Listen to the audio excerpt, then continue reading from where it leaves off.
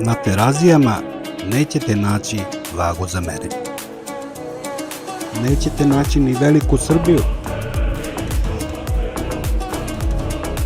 Naći ćete česmu Miloša Obrenovića,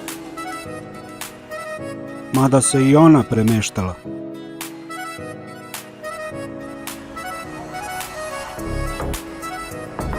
Balkan je tu od svog nastanka.